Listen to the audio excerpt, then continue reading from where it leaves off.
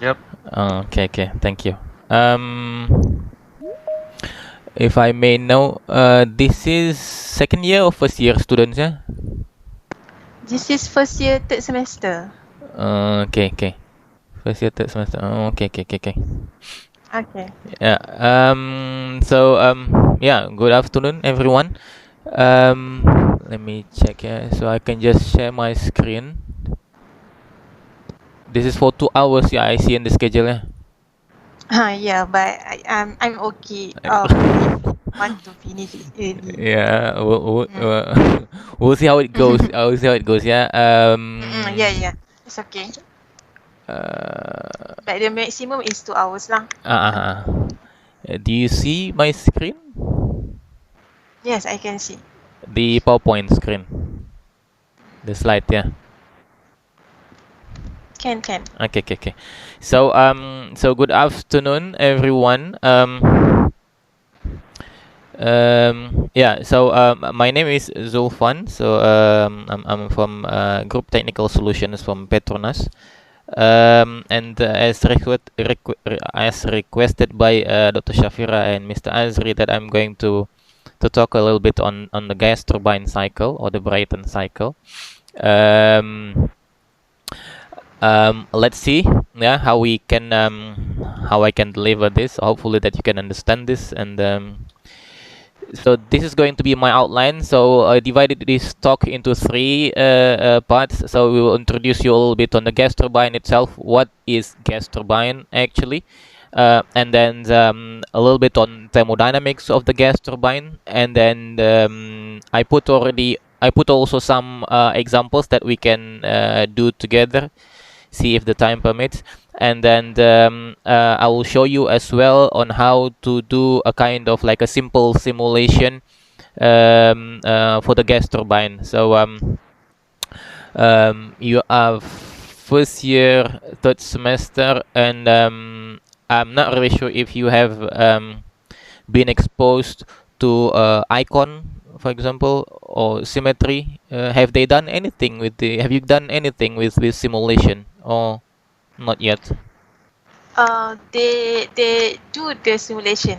icon simulation in this semester Oh, for this okay. subject. Oh, okay. So yeah, it's okay. So that means it will be easier than for me. Okay, thank you. So gas turbine, yeah, we'll just start. So gas turbine is basically a turbine. So we have air coming in, and then um, this air will then be compressed, yeah. And then once it is then being compressed, the pressure of the air is taken to like a higher pressure, and then the fuel is injected somewhere here, and then it will then be combust, and then the gas will then expand because of the high temperature, and it will then uh, pass through this turbine. So these are the turbines. So by passing through the turbine, it will then generate electricity, and then the exhaust gas. I think I need to. So the exhaust gas again, yeah. So we have the air coming in, and then it will be compressed to a certain high pressure, and then mixed with the fuel, and then combust happens here, and then the hot exhaust gas will then flow through the turbine, generating electricity, and then we have the hot flue gas coming out of this turbine. So this is basically what is in the gas turbine. So in practice, you would see something like this. So if you can then see, so we have this a little bit longer, the compression part a little bit longer than the expansion part. You can see here. So we have the gas should be coming from, the air should be coming from this part, and it will be then be compressed, and then there will be combustion to take place, and then the expansion. Yeah, so this is more or less the same, or resembling the sketch that I showed earlier. And then if you want to have like a little bit of scale, so we have these humans. So we have people, 1, 2, 3 engineers. So this is like some, I just took these pictures from Google's. So the gas is then coming, I think, it will be coming from this side, compressed, combust, and then passing through the turbines to generate electricity. So basically, this gas turbine is used to to convert the heat or the energy into a mechanical power, which is then and then it will then be converted into electricity, so produce electricity. So I have a movie here. Let's see if um,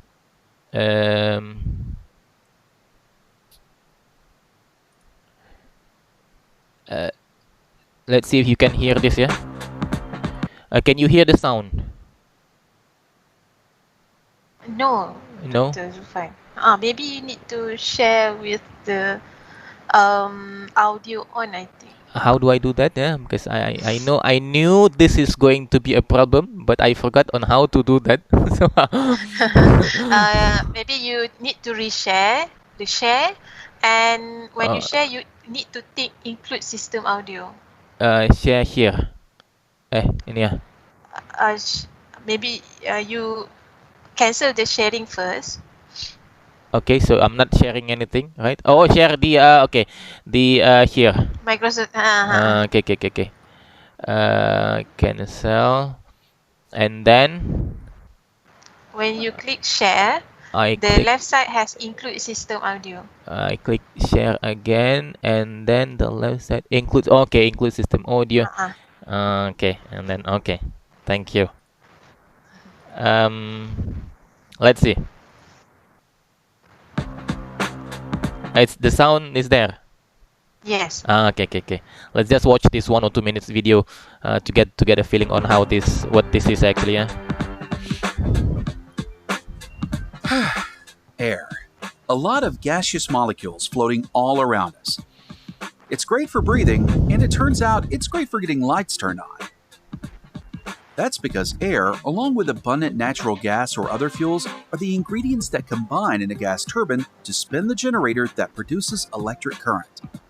If you follow the electricity you use at home or at work back through the power lines to your local power plant, you'll see that the process most likely starts with the work of the gas turbine, the very heart of the power plant. First, air is drawn in through one end of the turbine.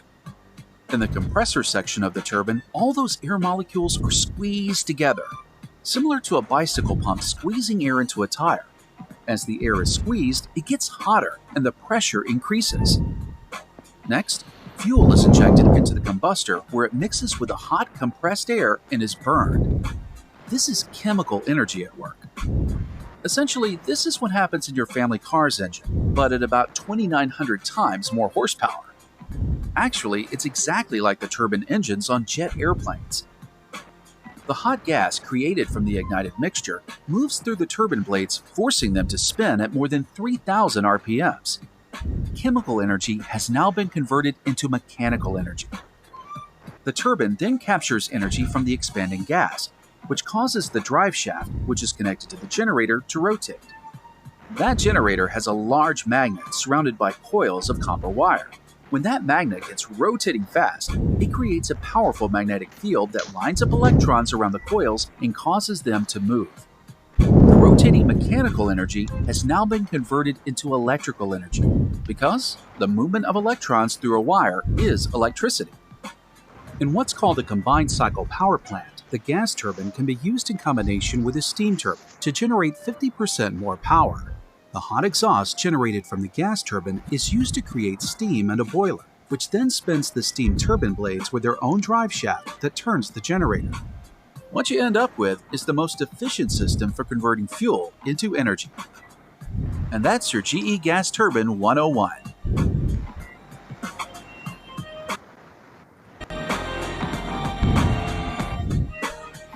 Okay. So I hope that will give us some idea on how gas turbines is being developed at GE General Electric, and how it is being used to generate electricity, and also in combination of the steam turbine, which we will see also later on in a minute. How is it going to work, Shafira? If they have any question, they can just write it down in the chat box. Yeah. It's up to you. If you allow them to ask during the session, I think okay. Okay. Yeah. So for me, it's free. It's up to the students. If you want to ask questions directly, you can also do so. Let me know. And then if you want to write your questions in the chat box, is also fine. Which that means I will see that questions at the end of the presentation then. But okay, it's up to you. Okay. So there are several types of the gas turbine. I took this from Thermodynamics book. So we have just go through this. So we have the industrial or aero, which is then the one that goes to the aeroplane. So low pressure ratio, typically up to like a 15. So it's from 1, 2, 3, 4, and so on until 15. It says robust, lower efficiency, lower capital cost, sizes up to 250 megawatts, because we only compress it till 15. So and then if we compress it to much higher pressure, that means we will have to because if you compress this air, as mentioned in the video, so if we compress the air to a higher pressure, that means the temperature will be higher as well because of the compression. And then it will also then make the some limitations on the some materials of constructions, and then it may also reduce the efficiency. So hence they have like they only limit this to like a 50 megawatts, maybe because of the like mechanical or material limitations. So the ideal gas turbine, we normally call it like a Brayton cycle. So we, as indicated in the video and in the previous pictures as well, so we have the air coming in, and then it is going to be compressed, yeah. And then so we have air like ambient conditions, 25 or 30 degrees C, 1 atmospheric absolute, and then it is going to be compressed to a certain pressure. And obviously this temperature over here is higher than that temperature over there, and also pressure here is also higher than pressure over there. And then in this high pressure chamber, fuel is injected, and then they will then how do you call it, burnt and then oxidized, and then generating a higher temperature, and then also expanding the volume, which we will then at this point see the temperature here is then much higher than this temperature, simply because of the combustion, because the air is then or the gas is then taking energy from the combustion, from the heat of combustion itself, and then the gas is then expanded through a turbines. Yeah, so that means at this point D, when the gas is then going out an exhaust gas, so this pressure is then roughly about the same pressure here as the ambient pressure. Temperature is higher, so depending on the pressure here and the temperature here, will then drive this turbine, and so that we can then calculate how much is then power generated into this via this turbine. So some of this power generated in the turbine, it will then use to turn the shafts to compress the air, and then the remaining energy is then exported as electricity. So we have the energy sources is coming from the combustion itself, from the energy of the heat coming from the combustion, and then that heat is then used to generate electricity to be exported to the users, and then some of that heat is then used to drive this compressor. So we have two users, to drive the compressor and then to the electricity. If we put this into a PV diagram, so it has a open loop, so we have the air coming in, compressed and then combusted and then expanded, and then it just go out, and then a new air coming in, so it's just open loop. So point A is over here, so we have a certain volume and then a certain pressure, for example like atmospheric pressure, and then it's going to be compressed, so the pressure goes up, because if we compress it, the pressure goes up, and also the volume is also going down, hence the moving from A to B. And then from this point B, assuming that this is getting how to call it, the combustion takes place, and then the assuming that once the combustion takes place, right, it will then expand instantaneously and then just flowing through the turbine. So we assume that the pressure here is constant. Yeah, the pressure is constant, but then the volume is then generated instantaneously, and then it will then be used to to rotate the turbine and then it goes down here. So we have compression, and then combustion, and then expansion through the turbine, and then at this point D, it just goes back to the atmosphere. So there is no, this line is it doesn't exist. Yeah, so hence I put this cross. So that's on the PV diagram, and then on the TS diagram, the temperature and entropy. So we know that this compressor and turbine in ideal states, it will be like adiabatic and reversible situation. Just to recap a little bit, yeah, because this is your Thermo 1, so adiabatic means there is no energy coming in or going out from the system. So whatever energy is then generated via this compression, for example, so that energy, because of the friction or whatnot, and then it will then use to increase the temperature of the that energy is going to be absorbed by the fluid that we are compressing, so that at this point, the temperature of the fluid will increase. Yeah, because of these adiabatic situations. And then it says reversible because then from this compression you can also expand it back to its original state. So that's hence the name is then adiabatic reversible, and we call it normally like isentropic. So isentropic is easy because we have this TS diagram. It's easy to draw it on the TS diagram because isentropic is just like there is no entropy changes, so it's straight line. Yeah. So we compress it, so that means we know it's adiabatic, so that the energy is then going to be absorbed by the fluid, hence the temperature here is going to go up. So from point A to point B, temperature goes up, isentropic, and then from point B to point C, it will be combusted, so temperature goes up, and this is not isentropic, yeah, it's not reversible because we are combusting it. So the entropy goes up, temperature also goes up, and then from so this cross is wrong, so the cross should be here from D to A. I need to correct this. Oh.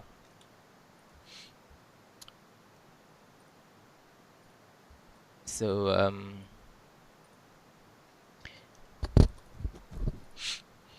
so from C is then it is expanded through the turbine. Again, we assume this as an isentropic ideal situation. So its entropy doesn't change, but then the temperature changes. It's reduced. Yeah, because when we expand this gas, the expansion itself, it creates a large volume, and then the space in between these molecules becomes empty. Hence, the temperature drops, and then this temperature drops. Yeah, it will then shown in this TS diagram that temperature drops, but the entropy is constant. And then at this point, the D, or the gas, is then going to be discharged to the atmosphere. So this is then basically the PV and then TS diagram for this Brayton cycle for the open loop. But for the closed loop, it's we just simply put this back in. Yeah. So what we normally do is then it is still the same. So we have an air coming in, and then it is then being compressed, and then the temperature goes up, and then we have the heat coming from either the combustions, or in this case they say it's equivalent heat transfer. So we have a source of heat, the energy that is going to be absorbed by the fluid, in this case the air. So temperature, because of this energy, temperature increases. Yeah, temperature increases from 2 to 3, just like what we see before. Volume also increases because we increase the temperature and the constant pressure, and then it expanded through the turbine, and then this is what we in open loop this air, once it's being expanded through the turbine, it is discharged to the atmospheric. But in this case, because this is closed loop, so that same air is going to be cooled down, and then passes through the compressor again. You might ask yourself, why do we need to cool it down? Simply because this temperature is not the same as temperature here in the ambient. Still higher temperature, probably, I don't know, maybe 200 or 250 or 150, depending on how much you want to expand it. So that higher temperature, if a gas at higher temperature, you compress it again, you will need much more power to do so. Because you can assume, you can imagine at higher temperature, that means the volume for the same amount of moles, or the same amount of kilogram mass of air or gas, at higher temperature, that means it has a higher volume. And then when you compress a thing or a substance at a higher volume, you will need much more energy to compress it. Hence, the efficiency of this compression drops, and then you will get a much higher temperature here, but then you will need much higher pressure, much higher energy that you need to compress that hot gas for the same pressure ratio. So hence they use a cooler. So, and then the cycle continues. Compress it again, get the heat, and then expand it, and then cool it down, and then compress it again. Hence, this is then the cycle, the closed loop cycle. And then the amount of energy that is being produced in the turbine, because they have the same shaft, so some of it will then be used to rotate the compressor, and then the remaining of the energy is going to be used as is going to be exported somewhere. Okay, and then if we go to the basic of thermodynamics for this Brayton cycle, is that in this if you find in the textbook, we normally we only have like a gas compressed. There is no additional fuel in the cycle for this for the Brayton cycle, and then the only gas is then compressed, and then compress it and then heat it by maybe an indirect source of energy, and then the temperature goes up and expand it and then cool it down. So we have only like one fluid going through this Brayton cycle in its ideal situations. So this is just to make us understand what is happening before we go to the before we inject fuel into the system. So basically the work done on the compressor, we have the so we have work done on compressor, which is then the W1 and 2, which is then the difference of enthalpy between this point and that point. So the difference of this enthalpy, and then they ideally will then be depend on the Cp delta T of this T2 and T1. So we can calculate how much then energy is being absorbed by the compressor to get to this pressure ratio from 1 to 2, and then from 2 to 3. So we just add this guy. So this amount of heat, which can be represented by again the same Cp delta T. So this temperature is higher than that temperature. So this temperature minus that temperature, T3 minus T2. Multiplied by Cp, and then you can get how much then heat is being absorbed. And then from this 3 to 0.4, it's the same. So the enthalpy here is obviously higher than this enthalpy because of the compression and also because of the heat being absorbed already. So this enthalpy is higher than that one, but then when we expand it, the difference of this enthalpy of these two positions, it will then create the work produced by the turbine, which is then W34 in this case. And then from 0.4 to 0.1, we are going to cool it down. Hence, this temperature is higher than this temperature, or this temperature is lower than that temperature. So the difference between these two temperatures multiplied by Cp, that gives us the heat released in the condenser. So again, from here we are getting heat or getting energy from the from this mechanical power. Yeah, so we are getting energy. So that energy is again going to be used to compress from point 1 to point 2. The delta enthalpy between them is then the amount of energy being received. And then from point 2 to point 3, we have heat coming in, which we use to increase the temperature here. Cp delta T is then the amount of heat being absorbed over here. And then from point 3 to point 4, we have enthalpy differences, which we use to create energy. That energy is used partly to drive the compressor here, and then partly to export it to the electricity grid. And then from point 4 to point 1, we are removing the remaining heat, the excess heat. So that this temperature, for example, if we start at ambient temperature, for example, 25 or 30 degrees C, so we can always come back to this 30 degrees C. Yeah. And then look at the whole cycle. We can imagine that the efficiency here defines by the amount of net energy being produced. Yeah, from the whole cycle. So the only energy being produced that is useful is in this case the net energy, and then divided by the amount of energy that we put in, which is then this energy that we put in. Okay, so this net energy itself is then the amount of energy generated from this turbine from point 3 to point 4.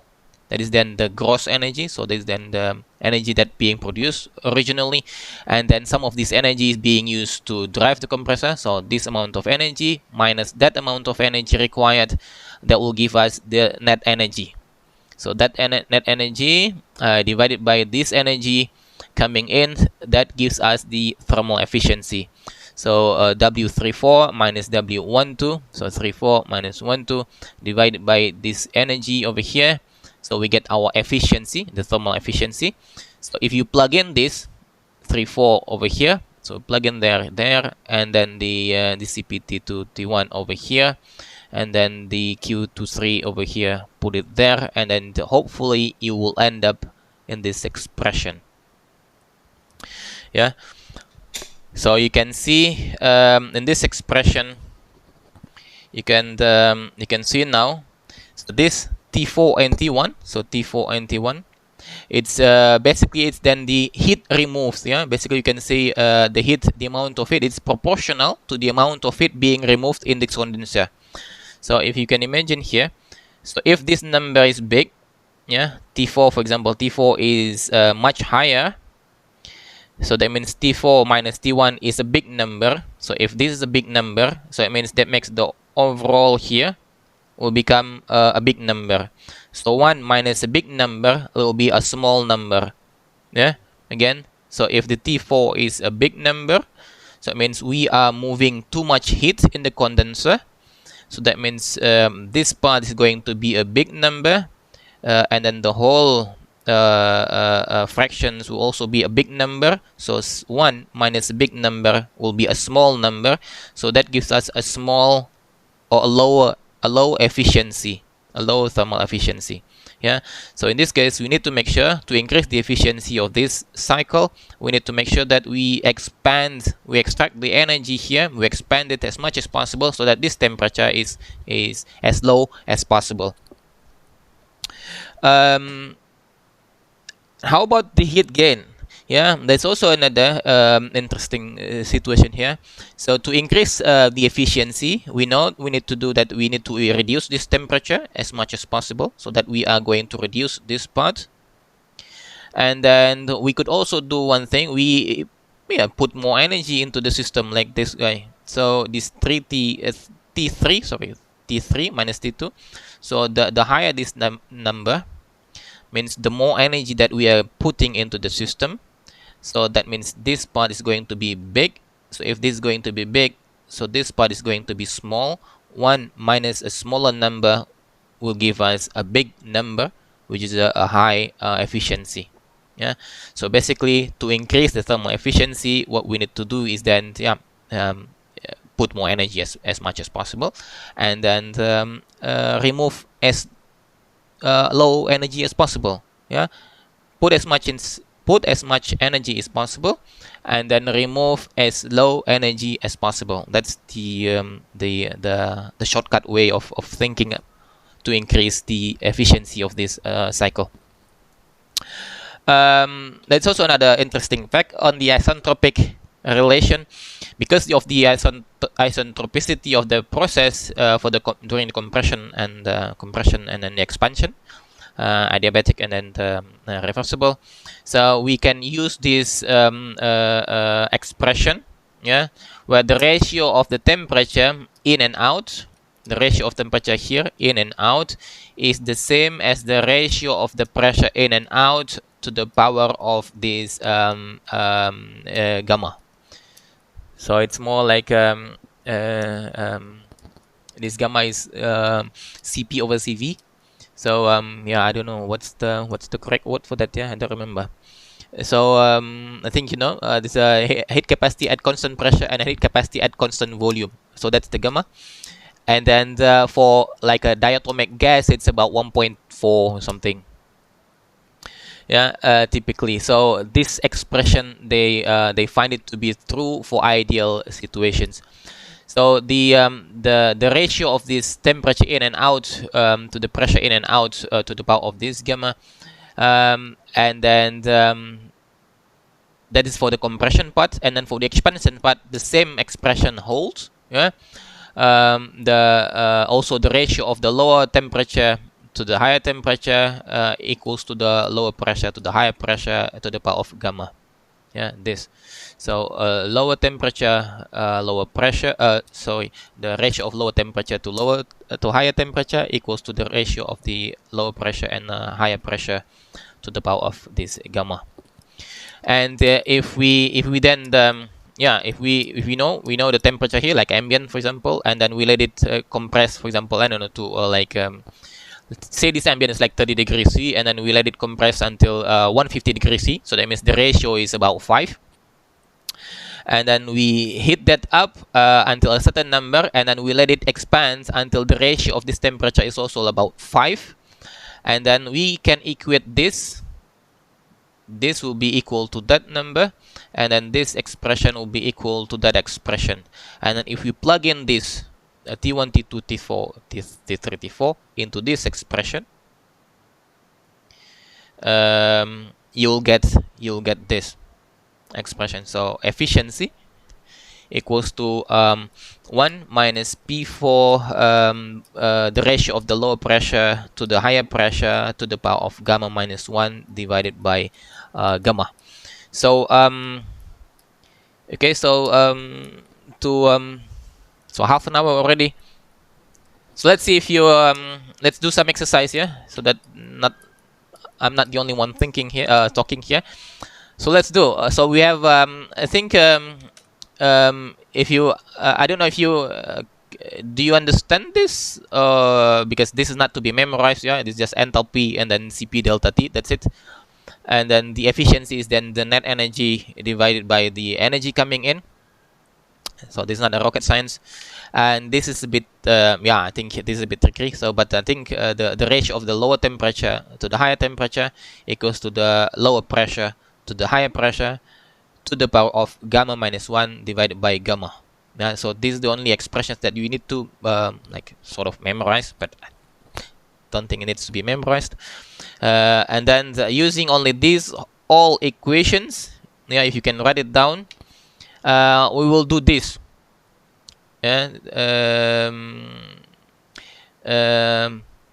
we'll see. Let's do it together. So a gas turbine engine with a compression ratio of 6.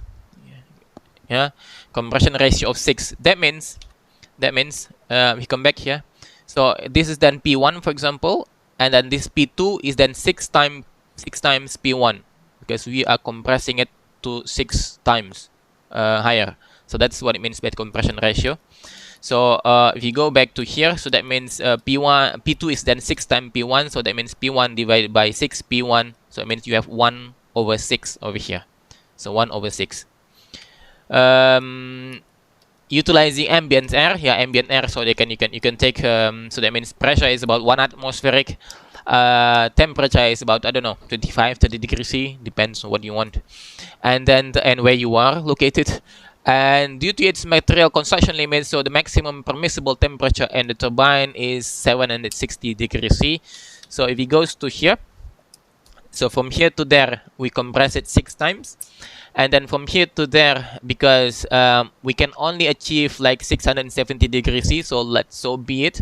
So we can just pump energy as much as possible in such a way that this air, the same air, reach 760 degrees C at point 3. Yeah. So here we know ambient temperature. Minute. Pen. Okay, I'll come back with the pen later on, but because I'm using mouse. Anyhow, so this is ambient 1 atmospheric, 25-30 degrees C, up to you, and then we compress it to 6 times, and then from here we have the temperature of 760 degrees C. So we use it as maximum as possible.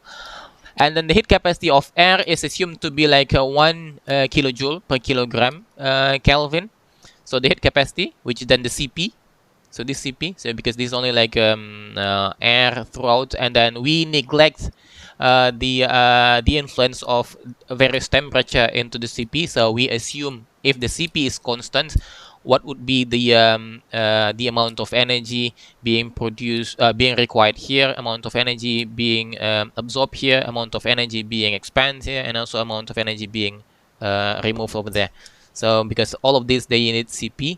So just to simplify the calculations for you, just to get the concept right. And then determine the thermal efficiency if gamma equals to 1.4. Okay, and then net power generated. I'll give you like 5 minutes to do so. So now it's just think a little bit for like few minutes or 5 minutes maximum. So now it's 4:41, so I think 4:45. I'll take a break for 4 minutes, and then I will come back and see how you are doing. I will call because I have your name here, right? I have your name here, so I can just randomly call whoever it is, and then to ask you to explain to me how you get the numbers. In 4 minutes. I'll come back, and then after that we will do this together. This is then the so far this is then the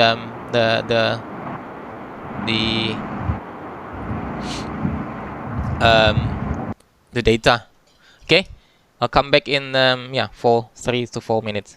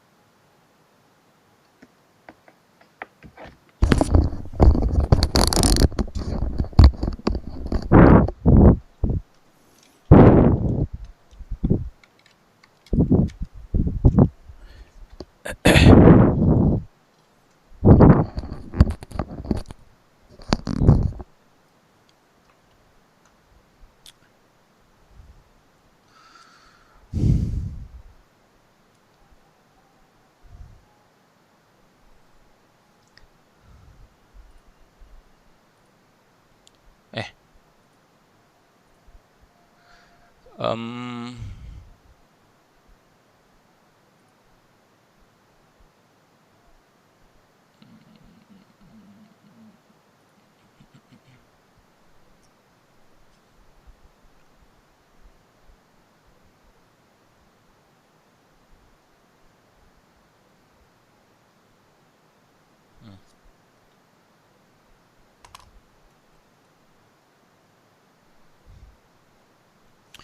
um, okay. Well, I just make a scratch. Yeah. But anyhow, so let's do this together. Yeah. So thermal efficiency, if gamma is 1.4, so in this case you can use that same expression of where's my pen? Hey, sorry. Where's my pen?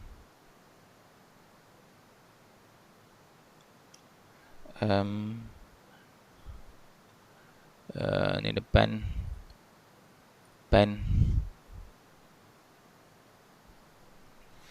So we have this efficiency. Efficiency equals to 1 minus that low pressure P1 divided by P2 in the bracket of gamma minus 1 divided by gamma. So from here you know that this is 1 over 6, and then this is 1 over 6. This is 1.4 minus 1 divided by 1.4, and then efficiency 1 minus. So from here you can calculate how much is then the efficiency, which is in this case is 40% roughly, or 0.4. So this is then going to be the thermal efficiency if we use these expressions here in ideal situations. And then how much is then the net power generated in this case? Because to know how much is then the net power being generated, this net power being generated, so that means we need to know, because we know this temperature, yeah, this is ambient, so let's say like 3 degrees C, and this pressure is then 1 atmospheric, or 1 bar for example, and then this is then 6 bar, and then this is then 760 degrees C, and then we know that the CP is 1, yeah, and then this is equals to 1 kilojoule per kilogram Kelvin. So to know this net produced, that means we need to know this W34, which is then this H3 minus H4, and then we can approximate them with the CP. This CP we know, which is then 1. But temperature 3, we know 760 degrees C, but temperature 4 we don't know. Yeah, we don't know what temperature 4 is. And then the that's for the WC4, and then that's the amount of energy being produced in this turbine. Yeah, in this turbine. And then some of that energy is going to be used in the to drive the compressor. So this guy is then CPT2 minus T1. Since we know already the T1, we know T1. We know the 6 bar, and then we calculate already the efficiency of the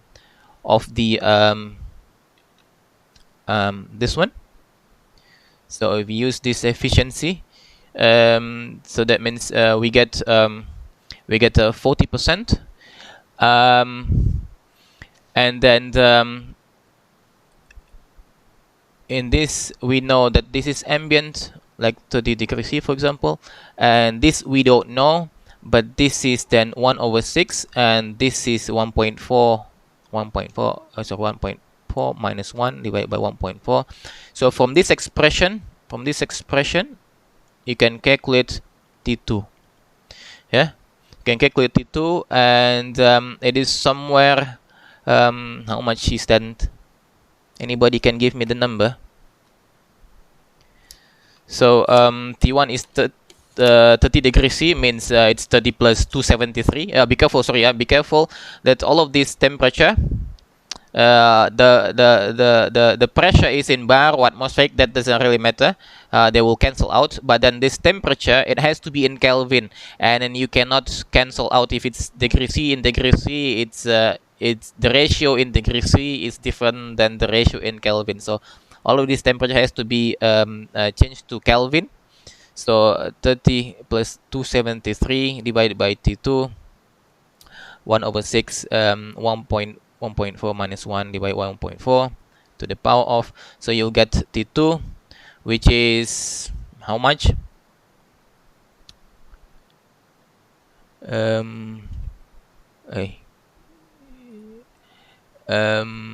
much? Yeah. Fatin. Anybody here names Fatin? Hello, hello. Anybody? No Fatin. Is she in or no in? Hello, hello. Am I talking to myself alone? So Javier or Javier, I don't know. Javier.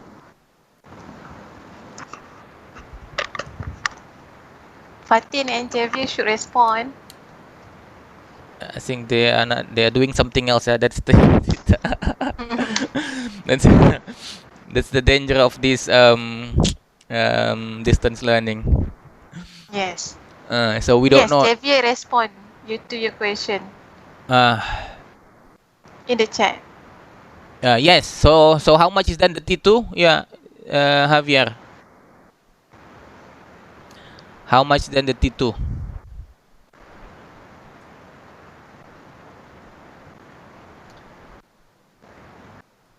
You can also if I call you, maybe you can also unmute yourself. Yeah, I think you can unmute yourself, and then say the number out loud, and then I know that you are not sleeping. 200. I think it's 232 degrees Celsius. 232 degrees Celsius. Okay, roughly, yeah. And then so once we get that number, so 232 degrees Celsius. And then so we got the T2. Come back here. So this is where is my pen? Yeah, I need to check my pen again. So it's now red. 232 degrees C, which is about some 500 Kelvin. Yeah. So we have this T2. So if we know that T2, that means we can then calculate this amount of energy required by the compressor. Yeah. So this is easy calculations. And then once we know this amount of energy for compressor, so that is fine. And then we know the T2, and then we know the T3, and then from here we can also calculate then how much is then the how much is then the work being, so the amount of energy that we put in, right? So we know the temperature, we know the temperature in and out, we know the CP, we can calculate how much heat being absorbed. So in that case we are solving already this part done. This part's also done. Yeah. And then and then now how to know the temperature here. Because we need to know how much is then the energy being released in the turbine. So this is then the only missing link in here in this case. So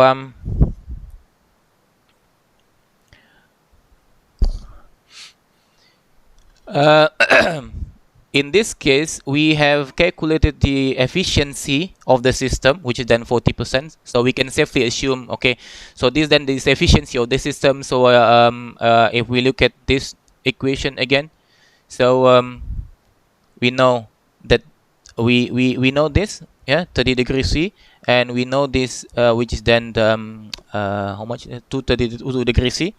And we know this temperature as well, 760 degrees C, which we put to the maximum. This is 40%, and the only unknown variable is then T4. So that means we know what T4 is, and then we can calculate T4, and then we can plug it into these equations, so that you can then calculate how much W34. And then you can then calculate the difference between this and that. That is then the net energy produced. So that will then solve the this question. So it's very easy. So this it's a very easy. It's just like a heat balance, and there's nothing fancy in here. So I put it here.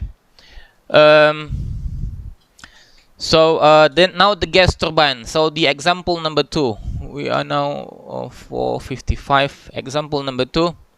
So we have an open loop of an ideal turbine cycle. Yeah, it's an open loop as well. So air at ambient conditions of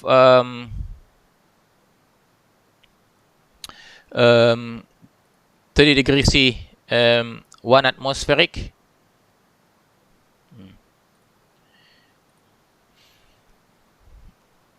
So it's here.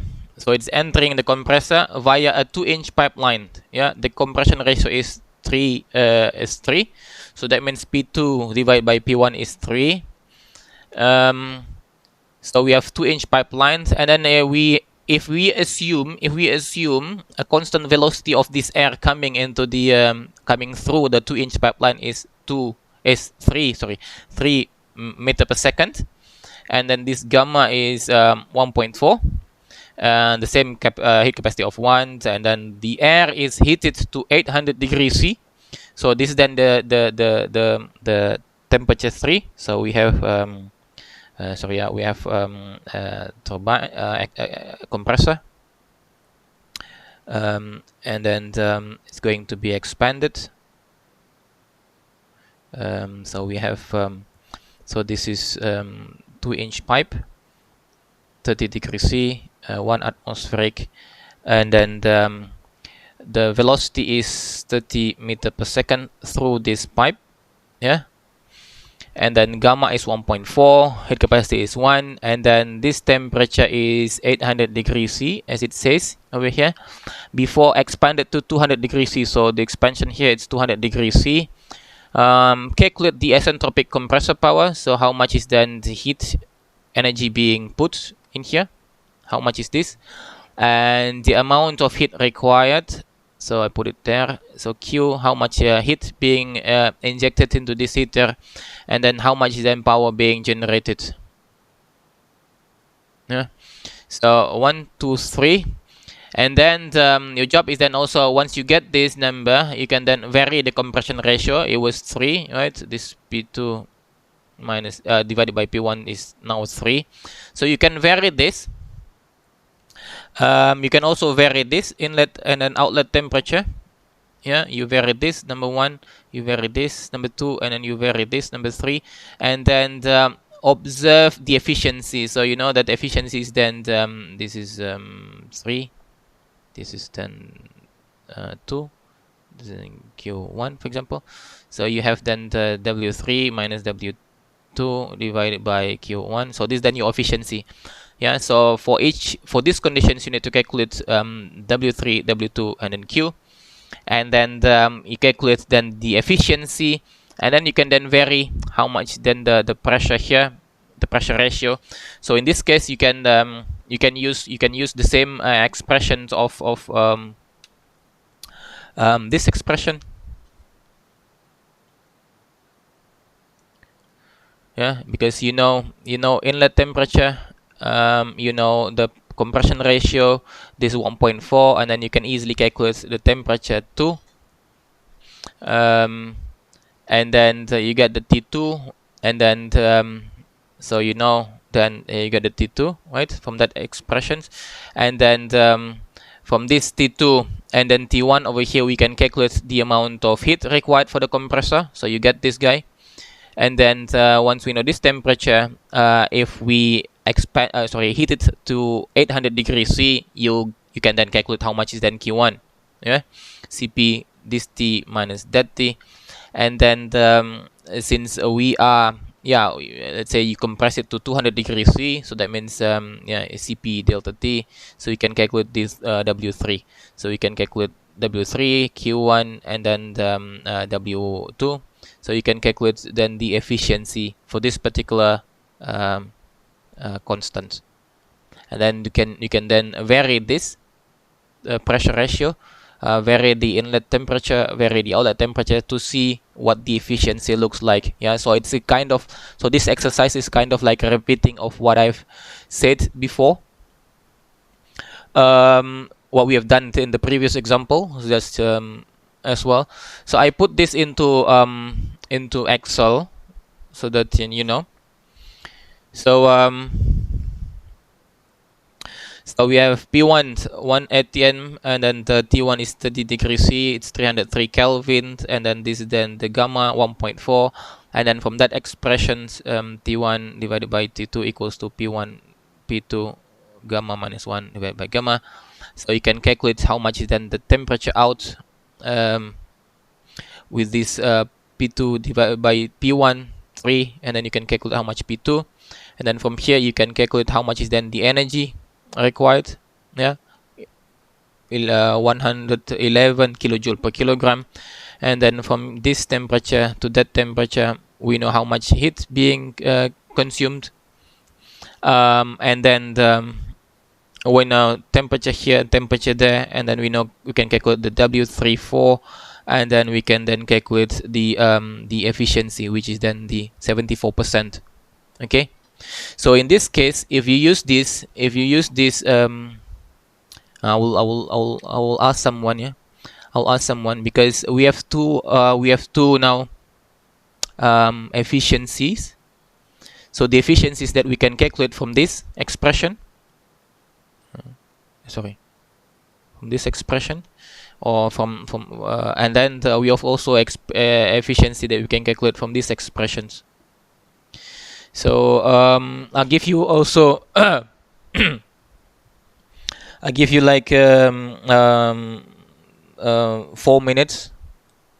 Yeah, now 5:01. I give you like a 4 minutes to calculate how much is then the efficiency if you do the efficiency calculation this way, and then if you do the efficiency calculation this way, and then calculate how much is then the efficiency, and then try to explain why you have such numbers. Okay. So 5:02, 5:03, I will call someone from this list. Yeah. And then you can unmute yourself, and then say what the efficiency is, and then why are they the same if they're the same, and then why they are different if they are different. So I've shown you how to calculate that, and then it's just a matter of you playing with the calculator and see how much is then the result.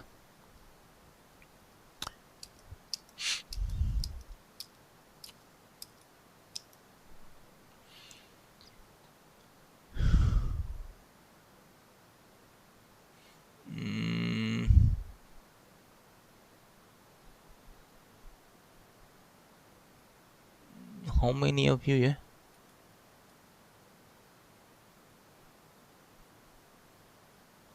142.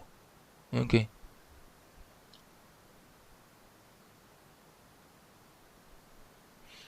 Okay, 2 more minutes, and then I will ask at least 2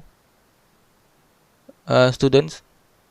And then if you don't answer like Fatin, and then we know that you are not here, but we just let your computer on. Right, so it's recorded anyway.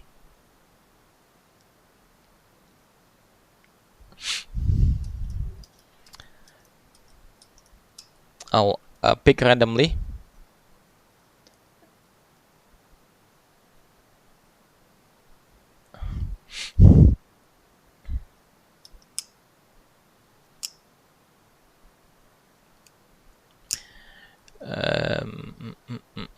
One more minute. One more minute, and then we will know who's really here and who's not here. 139. It was 142.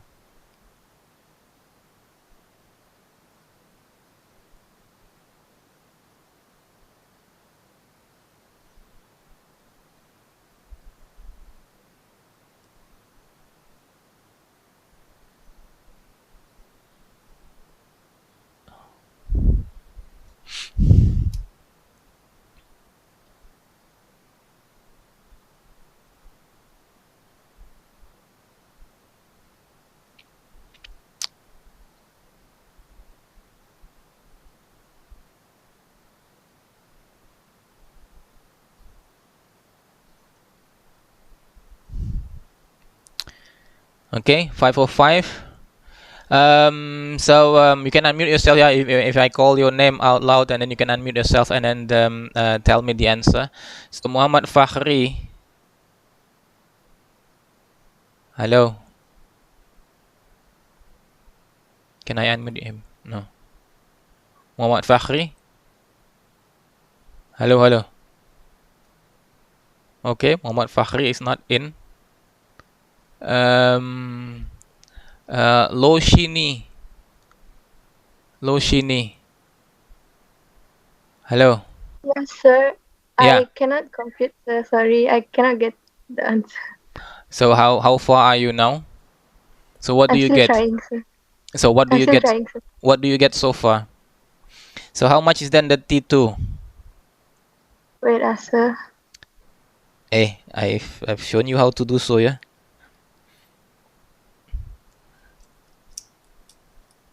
Okay, I'll come back to you later, yeah.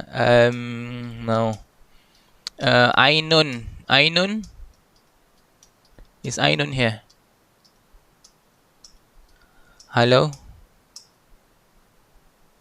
Okay, so Ainun is also not present.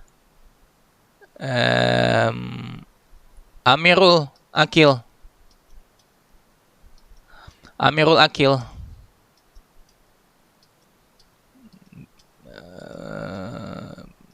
You can unmute yourself, yeah, Amirul.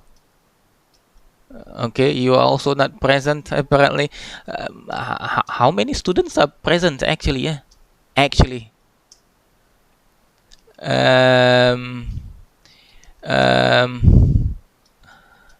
Nur Amalina. Nur Amalina. Hello. Nobody is present. Amazing. Sir. Yeah. Loshini. The first method I got 74.17%. 74%. Okay. The second one I'm still trying, sir. Okay, very good. You can come back to me again while I'm calling your other friends, because I think you are the only one listening to me. The rest is good. Randy Philip.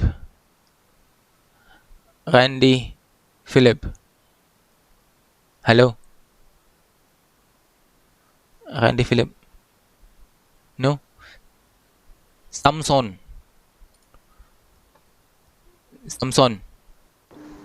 Hi, sir. Yes, Samson. Give me the answer. I get 74%. Okay, and then if you do that, that 74% is based on the if you calculate the work and then the heat, right? And then if you do that, if you do calculate the enthalpy, the efficiency using that isentropic relation, how much do you get? Yeah. For that one, I'm still trying, sir. Still trying? Come on. No. You have to be able to do so. Yeah. Okay.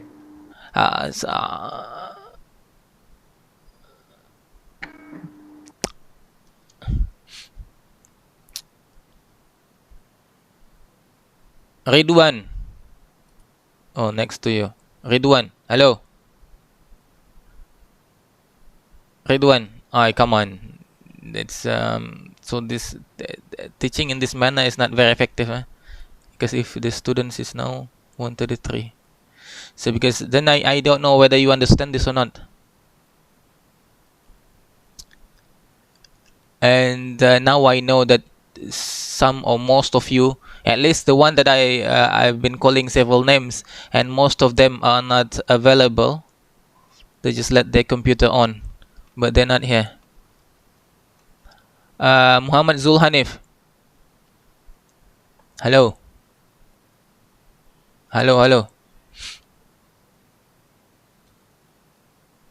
Okay, I think because since none of you are here, I think Shafira, I think you can you know that most of them are not here.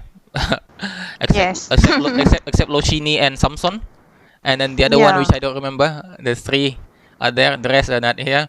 And then if they can submit this, if they can submit the answer to you by email right after this, then there will be then the you have the record. Yeah. Yeah. Okay. Thank you. Now we are done with that.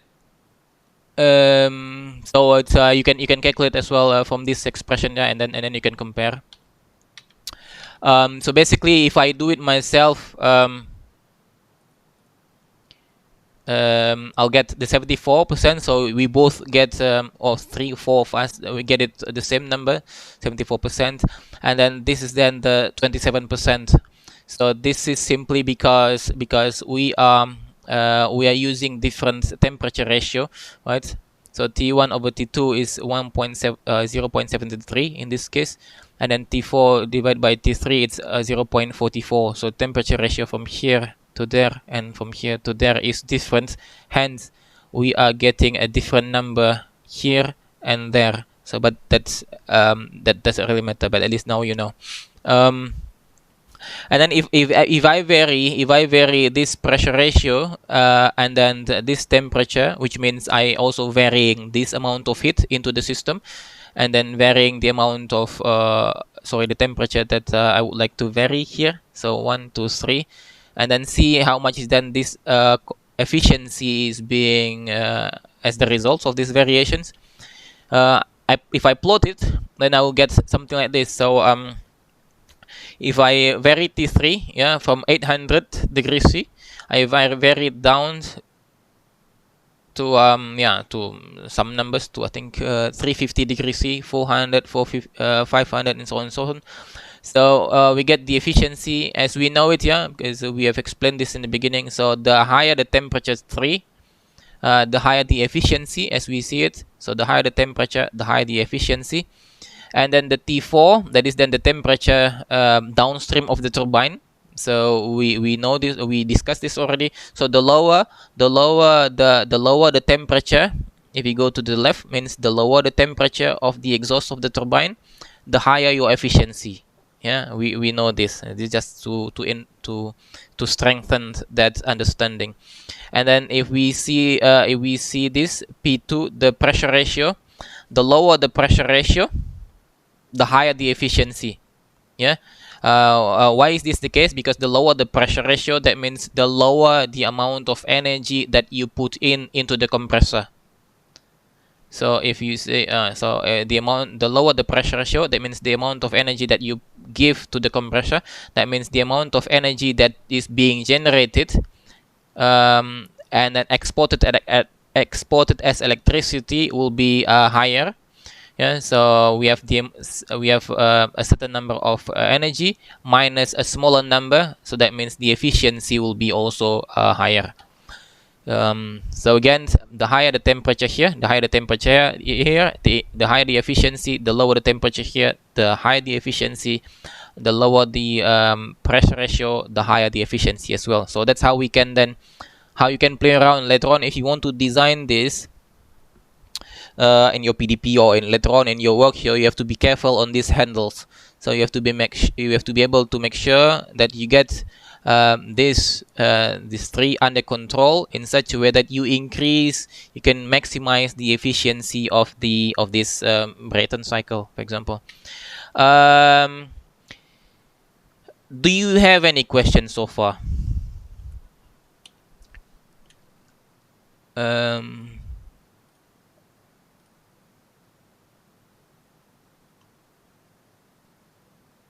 Any questions?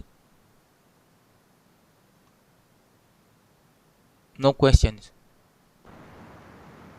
Okay. How about the pressure drop in the turbine? Does it affect the efficiency? Yes. But in this case, we don't see. I mean, in this simple case, we are not calculating the where's the thingy? We are not calculating the we're not using the pressure as a means to calculate the amount of energy generated in the turbine, because basically what you should do actually, because the lower the temperature here, the lower the pressure that we allow through the turbines here, the lower the pressure in this point 4, it corresponds to the temperature itself. So the lower the pressure, the lower the temperature. So in this case, because it's just to simply for us to be able to calculate this easily using this Cp delta T. So I did not put that in, yeah. But I think you understand that at lower pressure here, the lower the pressure, the lower the temperature. Hence, the more energy that we produce through the turbine. Yeah, you are right in that sense. And then in this case, H4 becomes lower. Yeah. I hope that answers your questions. Yeah. Generally lower than critical pressure. No, this doesn't have anything to do with that. It's the one that I mentioned to you. So the pressure drop in the turbine, the higher the pressure drop in the turbine, the more energy that you produce. And then it will show in your temperature reading. Any other question?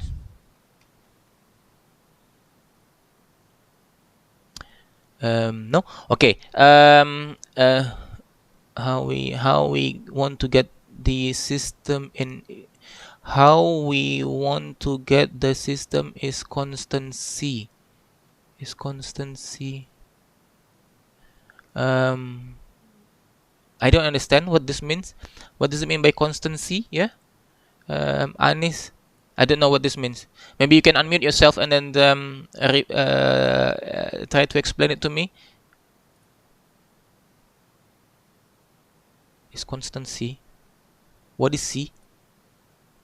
Sorry, yeah, this is already late in the afternoon, so I cannot think as fast as. Maybe Anis, you should unmute yourself. What does it mean by constant C? Constant C. Dr. Zulfan, Are you still there? I cannot hear. You cannot hear? Oh, sorry. Hello. Oh, okay. Oh, okay. I accidentally. So I was asking Anis. Okay. I was asking Anis because I don't understand what constancy means. Constancy means constant specific heat.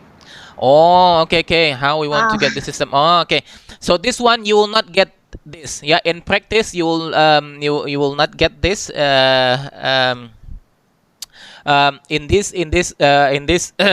In theory like this. So we use this a constant CP simply because to be just to simplify the calculation so that you can get the idea, and then do the calculation quickly. Yeah.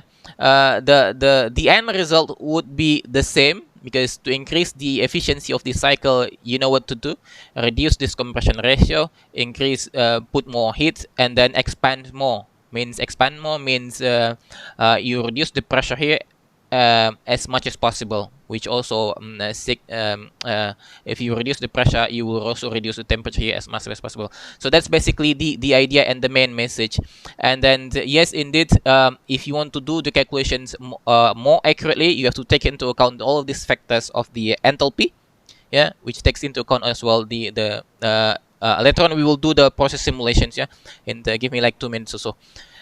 So this is just like a simplified versions to calculate quickly how much is then the amount of energy.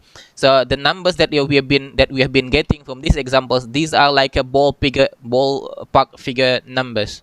So it's not going to be as accurate, but it will give you an idea in such a way that you can imagine that you will get this kind of trend. Yeah, the numbers exactly will not be as what I showed you here. Very good. Where was I? Okay, this one. Is there specific maximum temperature for most gas turbine? Yeah. This depends. This strongly dependent on the type of material that you are using. It is difficult for you? No, it is not difficult for you. You can just go Google maximum temperature limit for, say, for example, carbon steel. You can simply Google that. So you have to specify first the material of constructions that you would use, and then just do a quick Google, and then you will get that. Yeah, it's not difficult. Why is there 2 efficiency value? I just showed you that if we do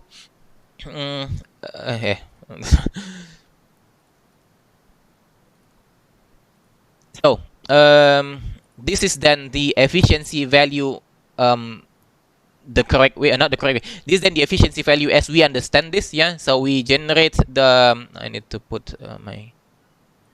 Need to generate energy, and then this energy is coming from the input energy, and then some of the generated energy is then used to drive the compressor. So the net energy divided by the amount of energy coming in is then the more accurate representations of the thermal efficiency as we understand it. Yeah, energy coming and energy output divided by energy input. This, on the other hand, is if we have if we have T1 over T2 equals to then T4 over T4 over T3, and then if we put this number into these equations, you will get these expressions. So this expression is only valid if you have these situations, or if you have these situations, and then you try to calculate efficiency, yeah, which is 1 minus T4 minus T1, and then you calculate that one, and then make sure that you have the same ratios, and then you will get the same number. But if this ratio is not the same, and then you will get different number, just the way that we have seen before.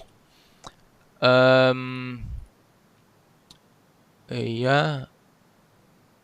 Which value is accurate is the one that that's the energy value, the amount of heat generated, the net energy generated divided by the energy coming in.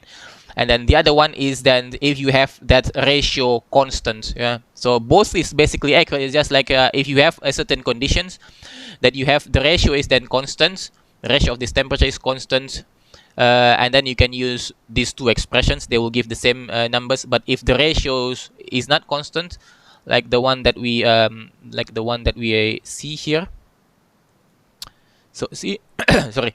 So this ratio is not the same. Yeah, T1 equals to 2. T1 T2 is not the same as T4 T3. Hence, you will get different numbers. But if this is the same, and then you will get the same number. So it's just a matter of showing you what the difference is. How are turbines actually insulated? They will just insulate that. Yeah, I mean, you see the outer part of the turbine. It's not the inner part. Yeah, it's not the moving part. The moving. So the idea is that the adiabatic idea. Where is that thingy? This one. My pen. So the so you are not insulating this. Yeah? These are moving parts, and then you will then have to there's like enclosed compartment, and then enclosed compartment. That enclosed compartment is then being insulated, and normally this is housed like in a big warehouse or something like that, because this is a big equipment, and then it's not everybody that can come in and then inspect this. So if you don't have any business in that warehouse where this turbine is being installed and operated, you cannot go there as you wish. Yeah, because it's going to be like a very loud room. So you need to have a special permission for that. You need to have a special like a safety requirement for that as well.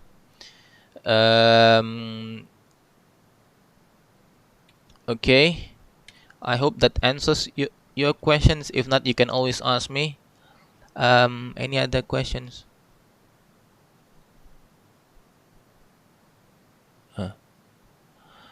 If for combined cycle power plant, if you want to calculate the efficiency, we calculate yeah, very good. So we come to this part.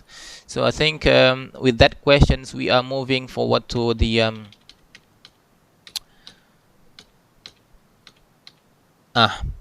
so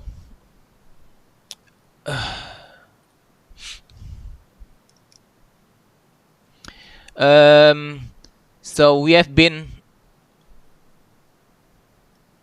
we've been here, yeah.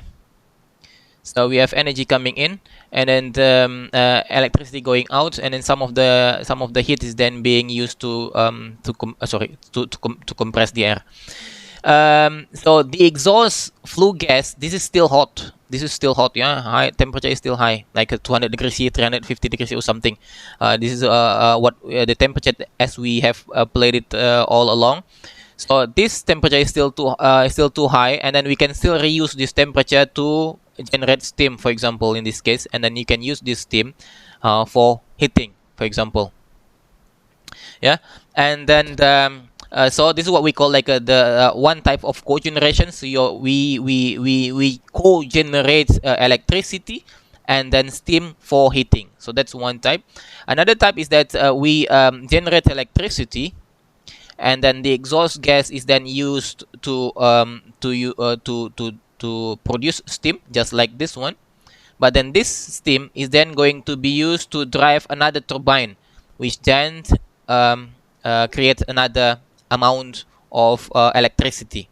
So you have we have heat coming in here, and then we have electricity going out, E1, and then we have another E2 here.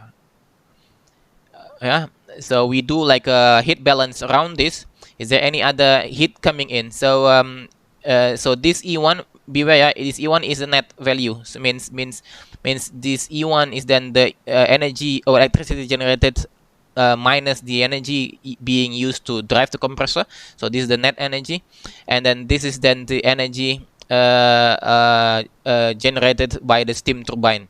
So if we calculate the efficiency, so energy out divided by energy in, so it's going to be like out is then the E1 net plus E2 divided by the Q1. Yeah, so this is then the expressions of the efficiency. So in this case, you can imagine we used to have only this part, yeah, but now since we are using steam turbines as well, so we are increasing the efficiency in such a way, in this way, yeah, by generating electricity. So you can see the more we put in components like this, the more energy that we can produce, the higher the efficiency of this bigger system, the higher the efficiency of this bigger system. But then remember that you are investing in yourself. Additionally, you are investing the steam, high heat recovery steam boiler. We are investing in the steam turbines as well. So we have one and then two big equipments that we install. So we have for example, in profit, you have a profit if you sell this energy and that energy. So we have an increase in profit, but then we have to for the capital. We are increasing the capital as well because we are investing ourselves in the steam recovery and then the turbine. So two. So we have a higher capex. Yes, indeed, you have a higher profit, but you also have a higher capex. So you can then later on vary that conditions. You calculate how much is then the heat you require, and put this all into cost. Then you can weigh yourself whether I want to invest in the getting steam this HRSG, heat recovery steam generator, and the turbine, or I can just live with this system alone. So this is something that you can answer yourself. Hello, I'm hearing another sound.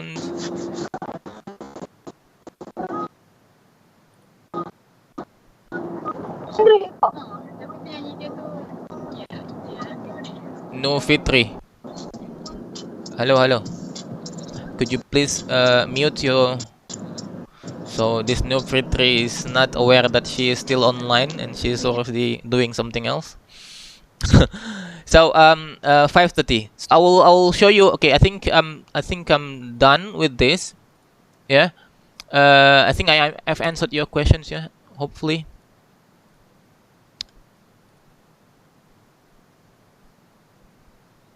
Yeah.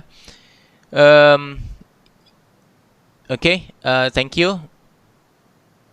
Adiabatic. Yes, you have to make it adiabatic. Otherwise, the energy will lose. The energy will then not go to the steam completely. It will lose to the ambient. It will lose to somewhere because you need to make all the energy. Zulfa, we cannot hear you. Sorry. Thank you. why is this always the case anyhow? You have to make it because when you go to HRSG, because you need to make sure all of the energy here, the extra energy, is then being used completely in the to make the steam. So if you lose the energy by making this system not adiabatic, yeah, that means you are losing energy. That means the amount of steam that you're going to produce will be lower than it should be. If it's lower than it should be, that means the amount of energy that you're going to generate into this turbine is also lower. That means you are reducing the efficiency of the system. So yes, you have to make this as as adiabatic as possible. I hope I answer your questions. Now we will do a little bit of simulations. Yeah, what I did here. This is the VMG Sim 10 that I have in my other laptop. So what I did is basically, I think you know already how to do this. I put a stream here, air stream as well. Yeah, ambient temperature or whatnot. Let's do this. Yeah, let's do this. Because basically I do the same as what I did in the Excel. So make this system and then calculate the energy in compressor, expander, energy in, equal the energy net and an efficiency, and then I vary the pressure ratio and then the temperature out, and then basically I get roughly the same results. So pressure ratio, lower pressure ratio will have a higher efficiency. That is basically for the same situations. So I will show you how we do this. So this is Symmetry. So it's the later versions of icon. I don't know if this is then the versions that you have at UTP. I'm sure. Okay, but basically it's the same. So if we then use see if this is then the air is oxygen, and then nitrogen. And then maybe later on, maybe if time permits, we want to make CO1, methane, and we want to burn it to make CO2 and then water. Okay. Double click and then or double enter. I'll get all of these compounds in, and then thermodynamic. We just use ideal case here. Ideal case. Okay. And then click done.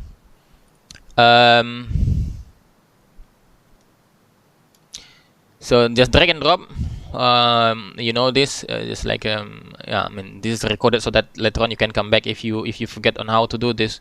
So let's see that it's 2 degree C, and then 1 atmospheric. So you type 1 and then press space, and then you will get all of these options, and then ATM, atmospheric, absolute. And then here you can use, I don't know, it's up to you. You can use a basis like 1 kilogram per hour, for example. And since this is air, so air is then you type enter, and then here you can see the mole compositions of air, which is then 21% of oxygen and 79 roughly percent of nitrogen. So you get it. So it's solved, and then you could see the calculated properties. Yeah, so molecular mass is 29, air, Cp mass density. So this is then the Cp that we will use later on for the calculations. And then this air is going to be compressed. Yeah, that's number 1, compressor. So we have rotating equipment, we have the compressor, and then later on we need to expand it. We put it there, and then we have heater to get your heat from somewhere. Yeah, so you connect this as the inlet to the compressor, and then you double click on the compressor.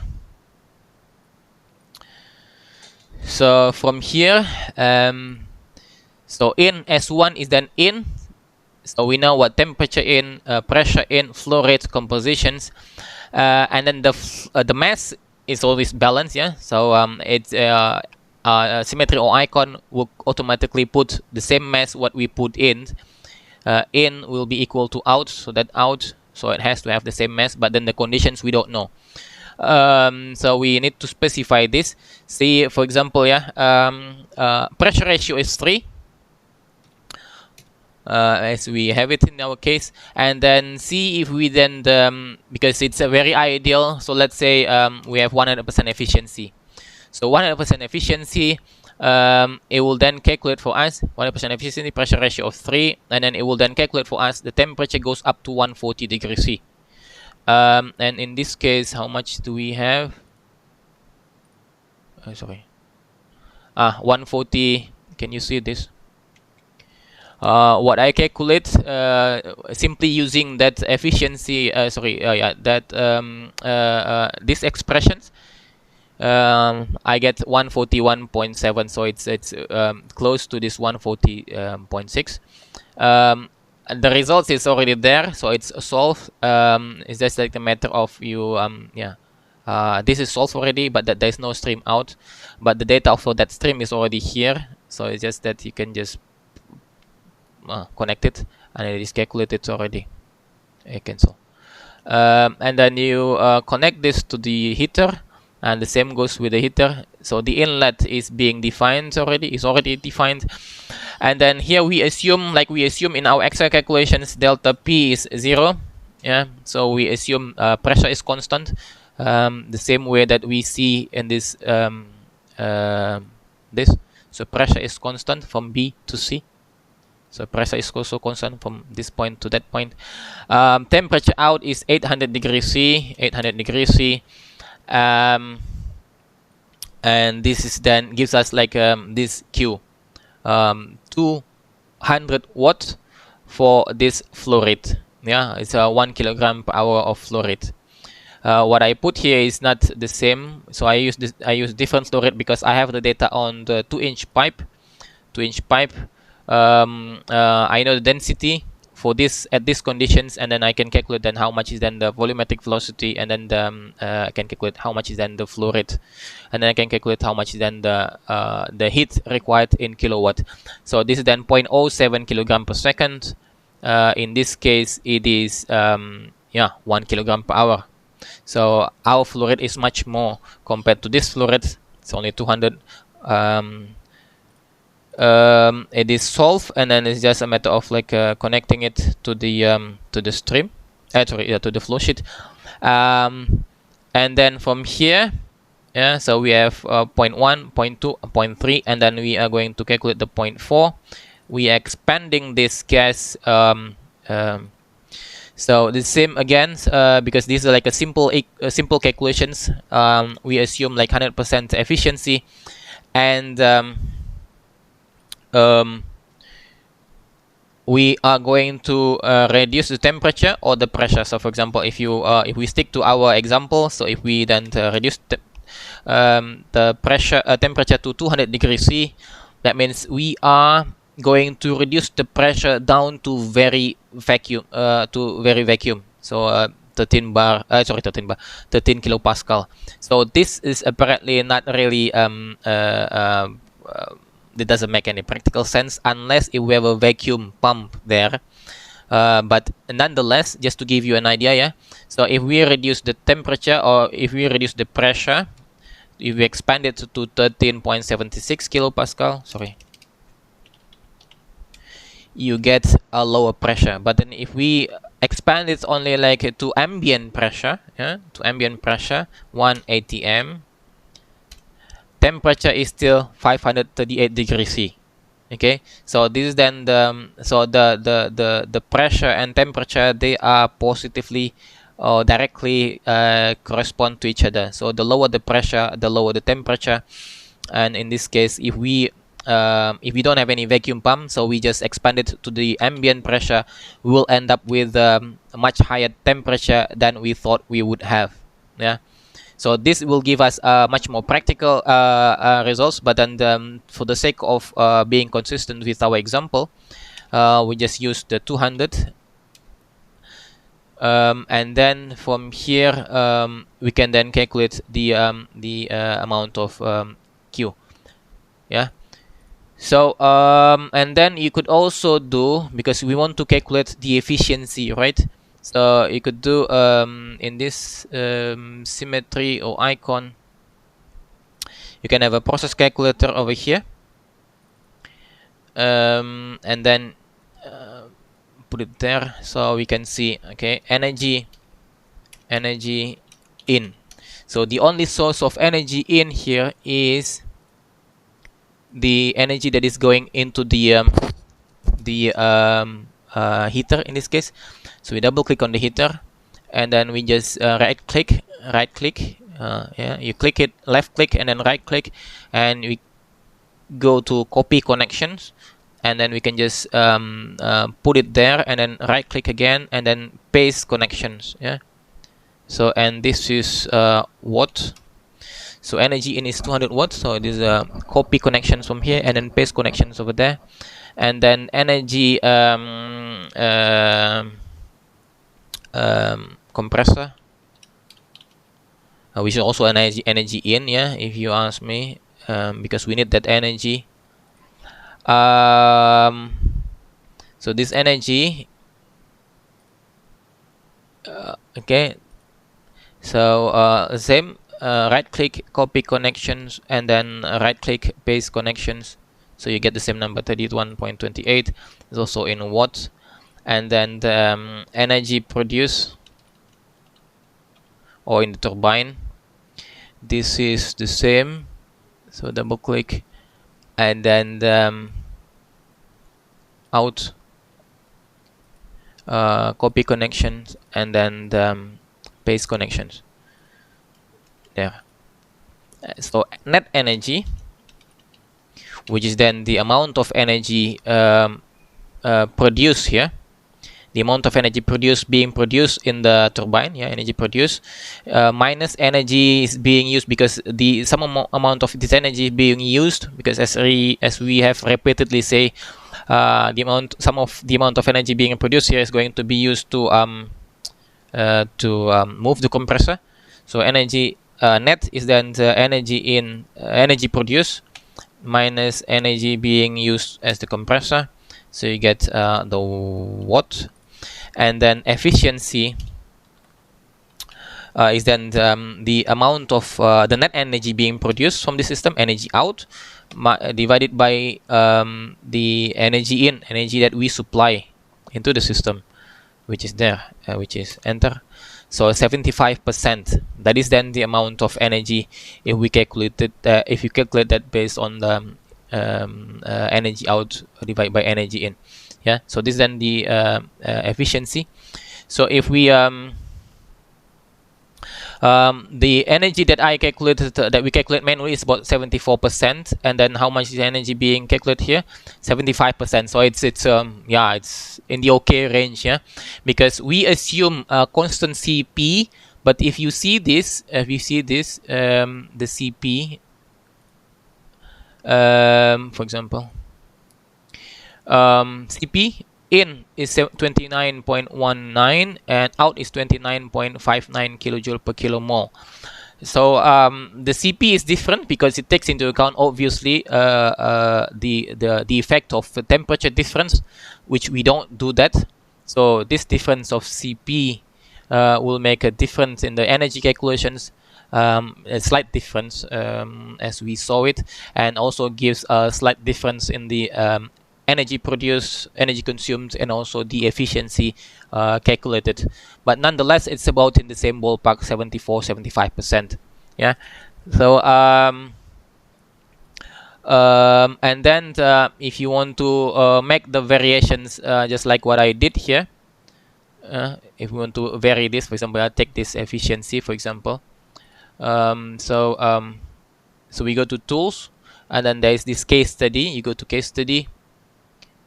You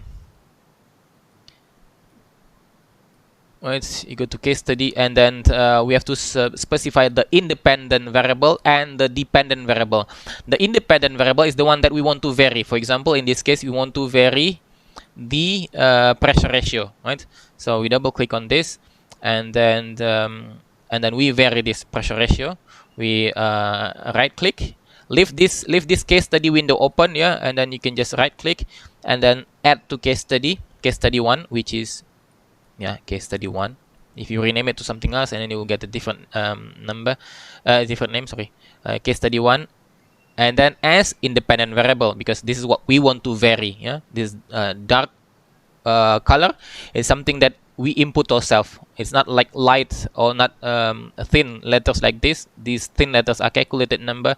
This bold black is then the input numbers, which is then independent variable.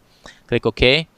And then what do we want to see when we varying the pressure ratio? We want to see the efficiency, for example. So we can just right click and then add to case study, and that this is going to be not as independent, it's going to be dependent, because this is then a result of a calculation. Yeah, because this is a result of a calculations, hence it is a dependent variable. So we have dependent variable as the sheet 1 B7 PC1, so P7 PC1, yeah, PC1, sheet 1 B7, so B7 B7 value, which is then the efficiency in this regard, and then the independent variable is then the CP1, which is then this unit CP1 compressor, and then the pressure ratio. And say for example we want to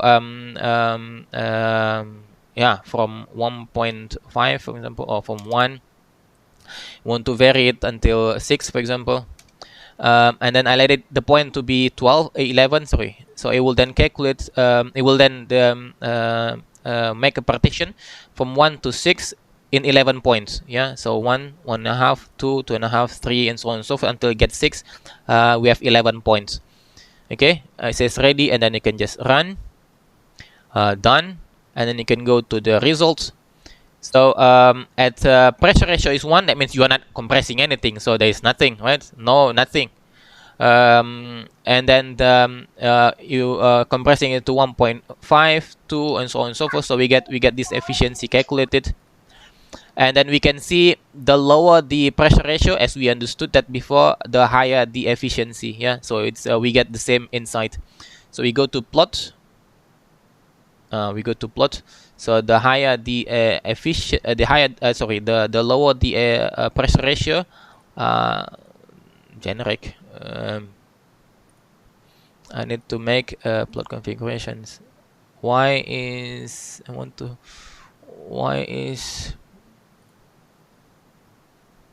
pressure ratio.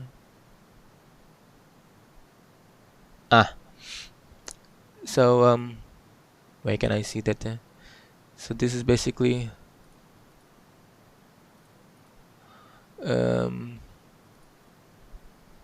view all data, plot, specify data. Well, anyhow, I need to figure out because we want to see x-axis as the pressure, y-axis as the efficiency, not like this. So pressure ratio as x-axis, and then y is then generic. Right? I need to have y as the pressure ratio, but nonetheless, you can just see it from here. The lower the pressure ratio, the higher the efficiency. You can just right click and then copy the whole table and put it in Excel. Yeah, copy whole table and then paste it in Excel, and there you will get table like I did, and then you can then plot. You can plot it there. The same way that I have done before. So 5:48. To wrap up before I get to your questions. To wrap up, as we have seen it over and over again, the insights is then the effect of pressure ratio means if you increase the pressure ratio, the efficiency will go up or go down. The pressure ratio, if we increase the pressure ratio means we will then put more energy into the compressor. That means we will then reduce the efficiency of the system. Inlet temperature of the turbines, if we put more energy into the system, that means we basically increasing the efficiency. We have seen some cogeneration, yeah, to produce hot water or to produce electricity via the steam turbines as well. So we have seen 2 cogeneration setups as you saw it. And then how to increase efficiency. So yeah, basically to reduce the heat removed. So that means you have to be able to expand it to as low pressure as possible, to as low temperature exhaust as possible. Yeah. Or you increase the heat gain, increasing the temperature in the inlet turbines, or reducing the pressure ratio. Yeah, so that's basically the insights that I could. I hope that you can take it as a home message. That's all for my presentations. 1 hour 49 seconds. Last read. This I think I've answered, right? Yeah, you have to make it as adiabatic as possible to conserve the energy. What is the common values for efficiency and backwork ratio for gas turbine cycle? The common efficiency depends on the system itself. It's something that you can ask the vendor. Typically, we will ask the correct information we can only get from the manufacturer itself. For example, in the video that I showed you, we have GE, General Electric, and then you can ask them for what we call as performance curve. So in this performance curve, at different capacity, different pressure ratio, it will give us a curve on the efficiency as well.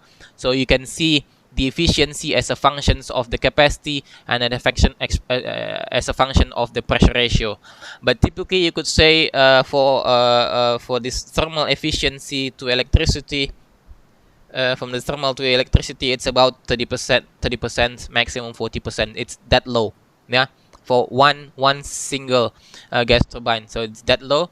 But then if you include the steam turbines into it as a cogeneration system, you can increase the efficiency as you understand it, yeah, because you put you add the electricity produced by the gas turbine and then electricity produced by the steam turbine. So hence you increase the efficiency from 30 to 40% to something like 50-60%. I don't know.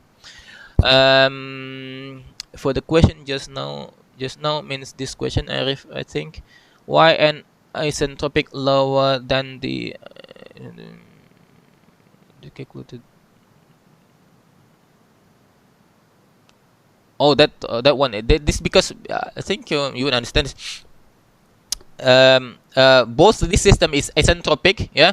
That efficiency, because I think you getting the concepts not completely right, or I explain it maybe not completely right to you.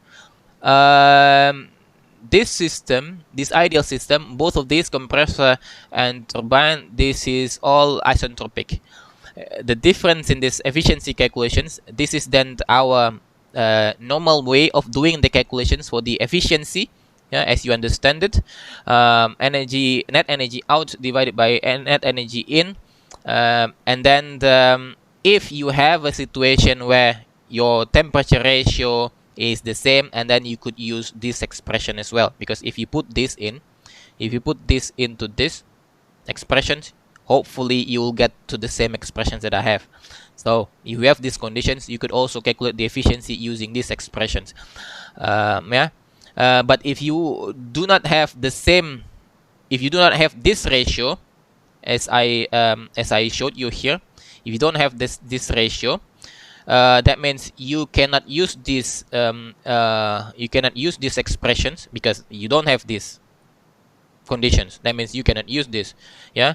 So if you don't have these expressions, that means you can just take T1, T2, T4, T3, whatever their value is, and then plug it into this efficiency, 1 minus T4 minus T1 divided by T3 minus T2, and you'll get to the correct efficiency calculations. Okay, so this is just to show you where you can end up wrong, which now I see that you are ending up wrong.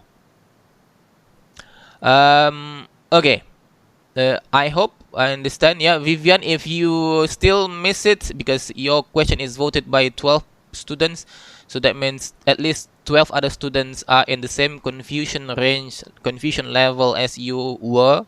I hope that you are not confused anymore. No, right? Why ratio is not the same? Because, well, simply because you use this as the input. So say for example, I want to increase this to 3 to 4. So that means if I increase this to 300,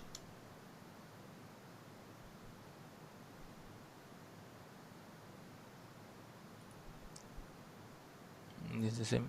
No. Oh, I have to type in.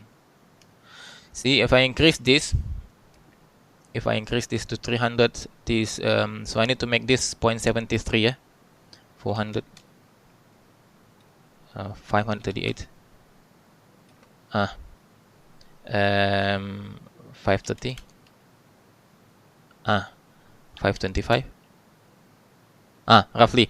You can see the efficiency here is getting to this number. So I just need to make sure that this ratio is the same. So it's 74, 0.74, 0.73. So if you can make them equal to each other, you'll get this number equal to that number. Yeah. So there's just a method that you need to find a condition where this ratio is the same. So that then you can use this expression to calculate the efficiency. Otherwise, you better always use this expression to calculate the efficiency. I hope I can answer you in a satisfying manner. Where was I? No,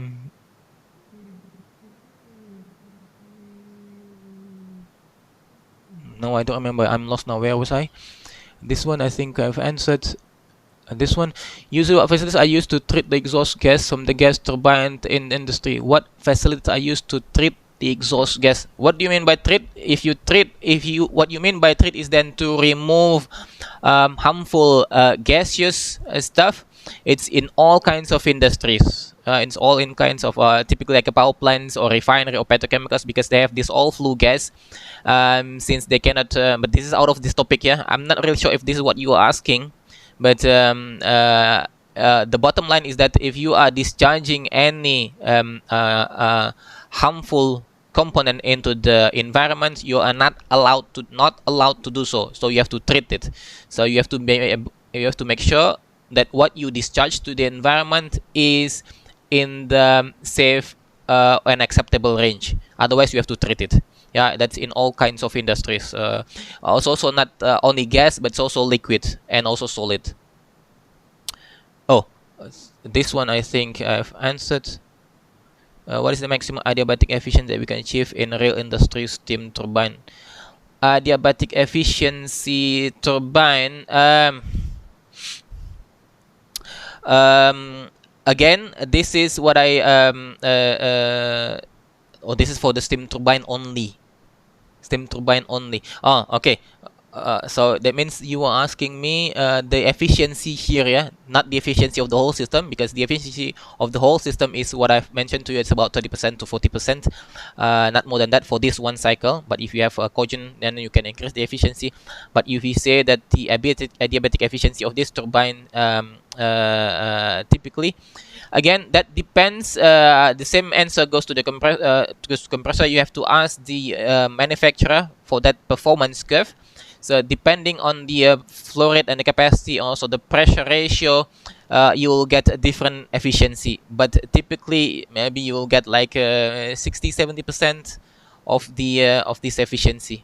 Yeah, I don't have the number in my head, but those are like a typical numbers that I've seen, at least in what I've seen. Yeah.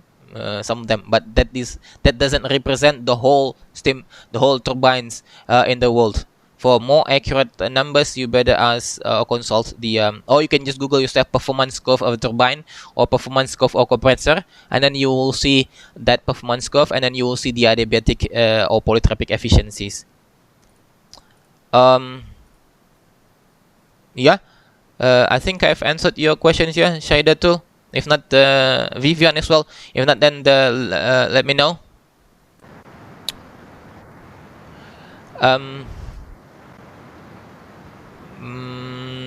Anything else?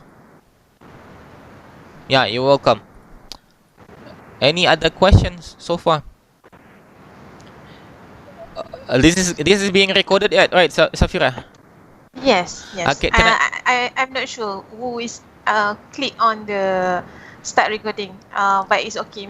We need to record actually. Can you later on send me the recording, the recorded file? I will share you the link. Because this is saved in Microsoft Stream. Yeah, okay. Sometimes the link doesn't work for me, but anyhow, let's see. Yeah. Oh, okay. Okay, I see. All right. Okay. Any other question?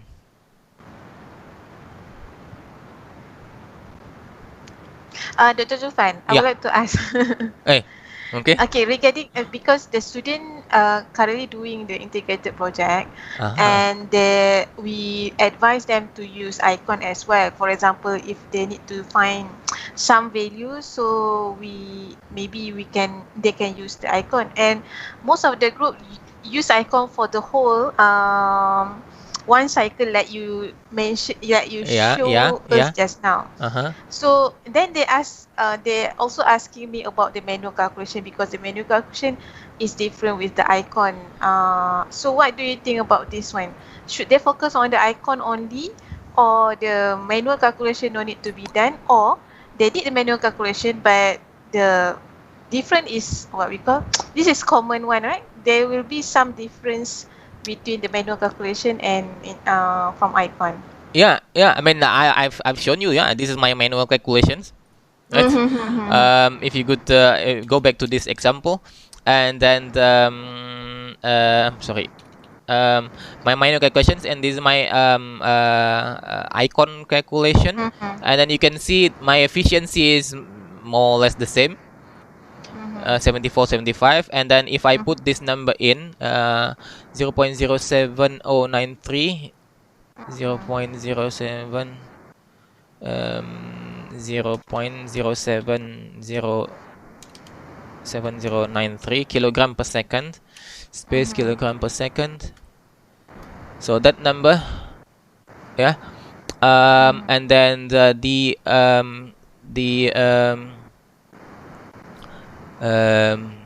right, yeah, I mean I think the mixer there 0.093, right, 0.07093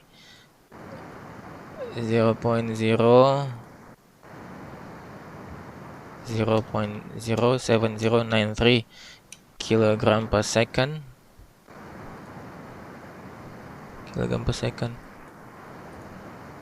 Yeah. And then oh no, this one, the duty that I get for the compressor, about 8 megawatt, about 8 kilowatt, right? 7.9 kilowatt. How much do I get? 7.9 kilowatt. And then the for the heater, I've shown you what makes the difference. Yeah, the CP will be, they will use the CP as a function of temperature, while we, in our case, our CP is just like a constant CP. Energy in 51 kilowatt, right? 51 kilowatt. And this is 47 kilowatt, so we know why this is different. And then the turbine is then 46 kilowatt, and this is 42 kilowatt. So it's in that ballpark. Yeah, it's not like a 15 or 100. So this also like in the order of 40 to 50. It's not like 100 or 1. So it's in that order of ballpark, because simply because we use simplified calculations here. As we understand it, it's like CP delta T. But in this case, they use exactly the enthalpy, which is as a functions of the temperature, functions of pressure as well. If you model this correctly, I mean, put efficiency 100%, because in this case as well, there is no energy loss, just efficiency 100%, and then pressure ratio. There is no pressure drop here. So if you have different pressure drop, it will give us different properties, and we will get different values. So here pressure drop is constant according to like the cycle. This is also like efficiency 100%. We just play around with the temperature, so we basically see roughly the same number, but then the trend is what I think the insight that they have to have. Because in the end our job is then to increase the efficiency of the cycle. So how are we going to do that? We need to expand this as much as possible. Yes, we know it by the lower the pressure here, or the lower the temperature here. We can also input more energy by knowing we have to have the highest temperature possible at the inlet of the turbine, also the highest pressure as possible as well at the inlet of the turbine. Sorry. And then the lower the pressure ratio is. So then you can get all of this curve, and then you can see, okay, where is then my current operating condition, and then how much can I go further, those kinds of discussions. For better understanding, I would always do my own calculations by hand or by Excel, and then I get the feeling, and then using this simulator, if you can do it the way that I just did, and then make sure that you get roughly the same ballpark figures, it will give you a confidence. Yeah, number one, it will give you a confidence that you think you understand this. Number two is then you get additional skills on how to simulate this in icon, and also number three is that you get confidence. Yes, you can then match your simulation and then the manual calculations. You gain that confidence by solving more and more problems. Okay. So how far are they now with this simulation? They will submit the integrated project next week lah. So next week already week 12 actually. Okay. Yeah, I mean this is recorded, and then they can just go back and see how I did this simulation in icon, and then how we do manual calculations throughout the slides. So that then it should be okay, right? Yeah, I mean I need to emphasize the use of this icon because I think some of you are Petronas scholars, and then in Petronas we use this Symmetry-iCON. It was icon, and then now it's Symmetry-iCON, simply because icon it has been bought over by Schlumberger. So if you are planning to work with either Petronas or subsidiary of Petronas or Schlumberger, you better have this experience in the doing process simulation in Symmetry or in icon. Yeah. That's so all. This is a good motivation for them lah to explore more on the icon. Yeah. Okay then. Okay, so I think since there are no question, I think we can end the session. Yeah, thank you. Okay, thank you, Dr. Zulfan, for your sharing session. Thank you. Okay. Good luck, yeah. Okay, thank you. And thank you everyone for joining us. And if you have